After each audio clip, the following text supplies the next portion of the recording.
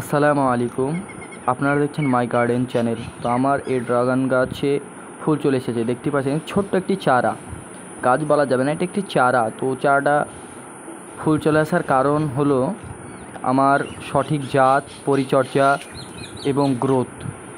যদি চারার গ্রোথ, গাছের গ্রোথও ভালো থাকে, সেম চারা দেখতে পাচ্ছেন এরকমই চারাতে ফুল চলে এসেছে। তো যদি গাছের গ্রোথ ভালো থাকে তাহলে গাছে যদি ফল আসে, সেই মাদার ডাল থেকে আপনারা যদি কাটিং করে চারা তৈরি করুন তাহলে সেই চারাতে ফুল চলে আসবে, বেশিরভাগই ফুল চলে আসে। তো আমি এখানে রেখে দিলাম, দেখা যাক ফুলটা টিকে কি। আমার মনে হয় না টিকবে, কারণ এটা যেহেতু ছোট, কিন্তু এই গাছটায় খুব তাড়াতাড়ি ফুল চলে আসবে অন্য গাছের চেয়ে।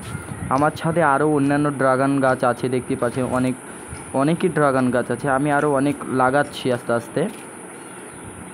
তো আমাকে এটা অদ্ভুত মনে হলো, কারণ আমার কাছে এরকম কোনো দিনও মনে হয়নি একটি ছোট্ট চারাতে ফুল চলে এসেছি। এর থেকেও বড় বড় আছে যেগুলোতে ফুল আসেনি, কিন্তু একটি ছোট্ট চারা গাছে ফুল চলে এসেছে। আর আমার গাছে তো এখন বড় বড় ড্রাগন হয়ে আছে এই সব ফলগুলো। কিছু ফুল কাল রাত্রে আগে ফুটেছিল, আর কিছু ফুল আছে এখনও। তো গাছের গ্রোথ বেশ মোটামুটি ভালো আছে। ফল থাকা অবস্থাতেই দেখছি কিছু কুঁড়ি আসছে, সেগুলোকে আমি ভেঙে দিচ্ছি, কারণ কুঁড়ি ভাঙলে আবার নতুনভাবে ফুল আসবে।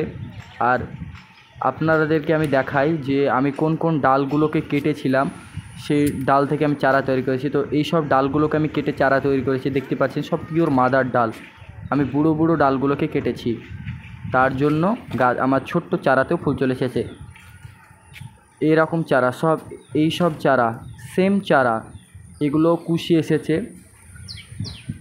আর চারা তৈরি শুধু রোপণ করে দিলেই হবে না, তাতে প্রতিনিয়ত জল, খাবার এবং নাইট্রোজেনযুক্ত খাবার দিতে হবে, যেমন সর্ষের খোল পচা। তাহলে চারাগুলো বেশ সবুজ, সতেজ এবং বড় হবে। কিন্তু যেহেতু ছোট জায়গায় চারা রোপণ করা, সেহেতু সেভাবে চারা বৃদ্ধি পায় না। আর যেমনি এই ছোট্ট গাছটিতে আমি ছোট্ট একটি জায়গায় লাগিয়েছিলাম, সেক্ষেত্রে গাছটি বাড়তি বেড়ে না উঠে ফল দিয়ে দিয়েছে।